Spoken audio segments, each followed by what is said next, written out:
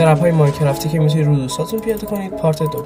این ترپ خیلی خطرناکه و شما باید خیلی حواستون رو جمع کنید موقع ساختنش. شما به این وسایل نیاز دارید: اسکالک سنسور، ماینکارت بی تی ان تی، گراس بلاک، وایت وول و پاور دریل. نحوه انجامش: اول 3 تا بلاک میکنید و این 3 تا بلاک رو به عمق 3 تا میرید پایین. حالا یه بلاک پایین میذارید، 2 تا بلاک اینجوری بالاش میذارید. پاور دریلاتون رو اینجوری قرار میدید و حداقل 15 تا ماینکارت اینجا قرار میدید.